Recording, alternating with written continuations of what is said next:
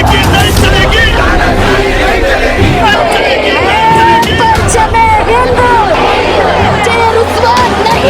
देंगे। तिरंगे हम तुझे भगवान नहीं होने देंगे। अरे बोल सैनिका, अरे बोल सैनिका, मोदी सरकार पे, फडणवीस सरकार पे। ये सरकार ईगो प्रॉब्लम है और ईगो प्रॉब्लम की वजह से ये पूरे बम्बई का सत्यानाश करने बैठी है।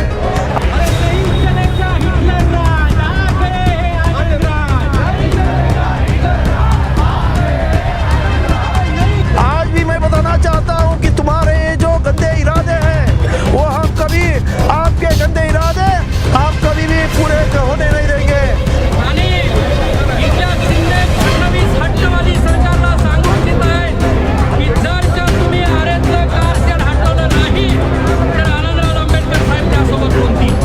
हम अपनी पूरे बलबूते पे पूरे ताकत से इस मुंबई को बचा के रहेंगे और अगर मुंबई के खिलाफ जो जाएगा उसको मुंबई में ही गाड़ देंगे।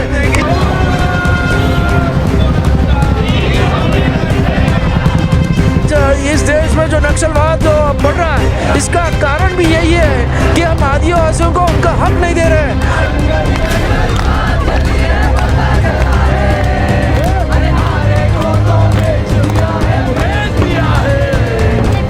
जितना टाटा बिरला और नरेंद्र मोदी का नहीं तो फडणवीस का इस देश पर अधिकार है उतना ही हमारे आदिवासी भाई का हमारे दलित भाई का इस देश के जमीन पे सत्ता संपत्ति पे अधिकार है।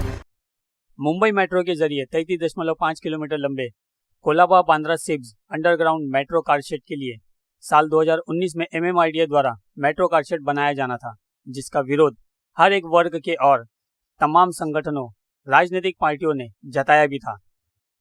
महाविकास आघाड़ी सरकार आने के बाद पूर्व मुख्यमंत्री उद्धव ठाकरे ने इस आरे मेट्रो कारशेड प्रोजेक्ट को आरे से हटाकर कांजूर मार्ग शिफ्ट कर दिया था।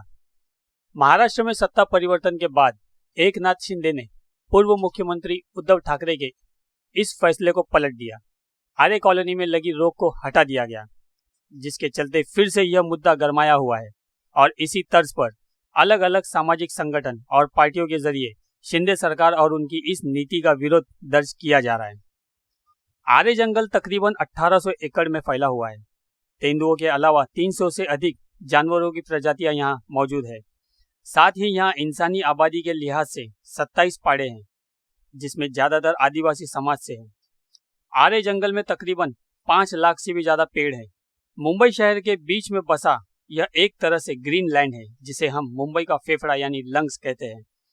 पर्यावरण प्रेमियों का कहना है कि यदि पेड़ नहीं होंगे तो मुंबई में बाढ़ जैसे हालात पैदा हो जाएंगे। क्या इस तरह विकास के नाम पर विनाश सही होगा? क्योंकि यहाँ मूलभूत सुविधाओं का अभाव भी नजर आता है। मुख्यमंत्री शिंदे सरकार के इस फैसले के खिलाफ विश्व रत्न डॉक्टर बाबा साहेब आम्बेडकर के नातू और रिपब्लिकन सेना अध्यक्ष आनंदराज आम्बेडकर भी आरे बचाओ आंदोलन में शामिल हुए। अपने सैकड़ों कार्यकर्ताओं के साथ रिपब्लिकन सेना की ओर से धिक्कार महामोर्चा निकाला गया। इस विरोध प्रदर्शन के दौरान आनंदराज आम्बेडकर ने गली मीडिया से बात की।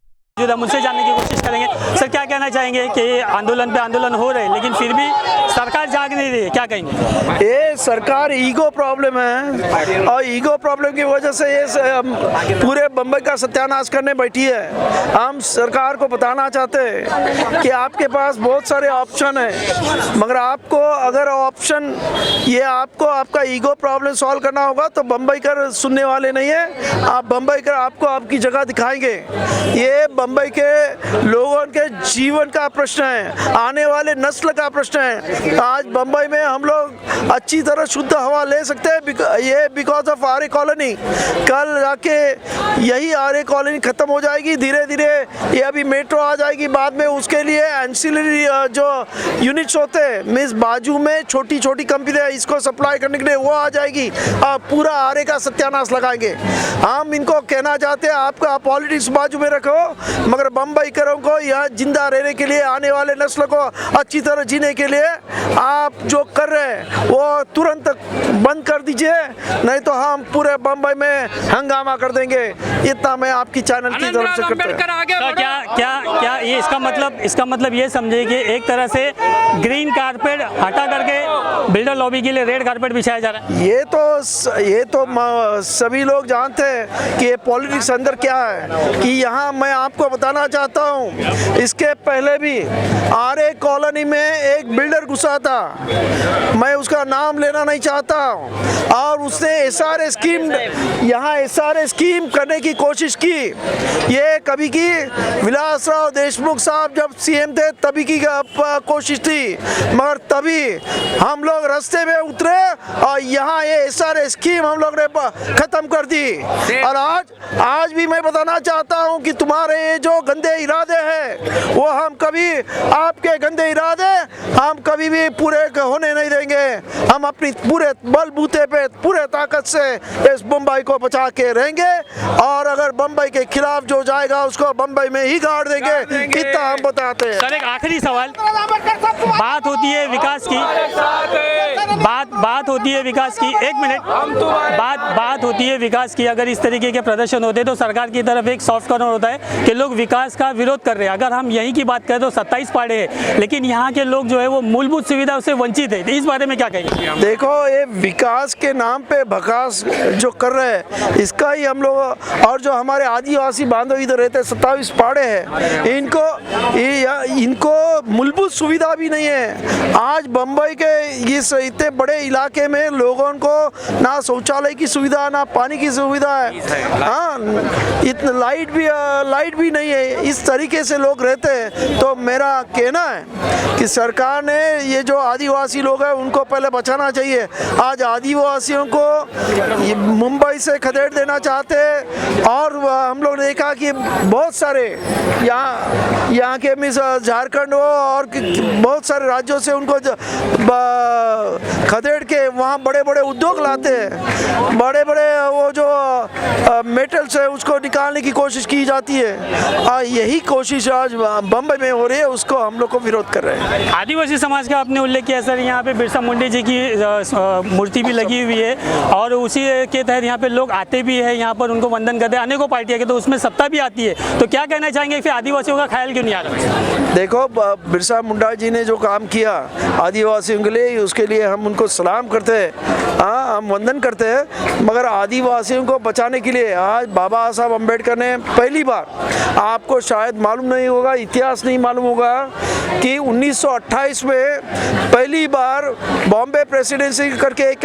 यहाँ जो सत्ता थी ब्रिटिश की, तभी एक आयोगनामा, उसमें बाबा साहब अम्बेडकर प्रमुख थे, और उन्होंने एक क्वेश्चनर बनाई, और आदिवासियों के जो प्रॉब्लम्स है वो सब उसमें ये किया, और बाबा साहब अम्बेडकर खुद वो क्वेश्चनर लेके आदिवासी पहाड़ों में घूमे। और जो बाबा साहब अम्बेडकर को हम लोग को मालूम है कि धुला में जो एक ये हुआ, हादसा हुआ, उनके पैर को लगा था, वो आदिवासी लोगों को मिलने के लिए जाते समय हुआ, और तभी बाबा साहब ने उसका सब संकलन किया, और आदिवासियों को क्या क्या लगता है वो बाद में बाबा साहब अम्बेडकर ने अपने संविधान में जो मेंशन किया। आज हम देख रहे हैं कि आदिवासियों को जो फैसिलिटी मिल रही वो बाबा साहब की वजह से मिल रही है। बाबा साहब ये हमारा कहना है। आज भी हम लोग आदिवासियों के साथ है, आदिवासी हमारे भाई है। आज इस देश में जो नक्सलवाद बढ़ रहा है, इसका कारण भी यही है कि हम आदिवासियों को उनका हक नहीं दे रहे, उनको बाहर के लोग समझ रहे हैं, उनके ऊपर अन्याय अत्याचार कर रहे हैं, उनकी जमीन हड़प कर रहे हैं, उनको वहाँ से बेदखल कर रहे हैं, और वहाँ बड़ी बड़ी कंपनी लगा के हम वहाँ से लोगों को जो इंडस्ट्रियलिस्ट है, जो बड़े बड़े उद्योगपति है, उनकी बिजनेस खड़े करने के लिए उनको वहाँ से उखाड़ने का जो काम कर रहे हैं, इसके लिए मूवमेंट चालू है। तो सबको विश्वास में लो, सभी लोग आदिवासी हो, दलित हो, सब हमारे भाई है, सब इस देश के रहवासी है। उनका भी जितना टाटा बिरला और नरेंद्र मोदी का, नहीं तो फडणवीस का इस देश पर अधिकार है, उतना ही हमारे आदिवासी भाई का, हमारे दलित भाई का इस देश के जमीन पे, सत्ता संपत्ति पर अधिकार है।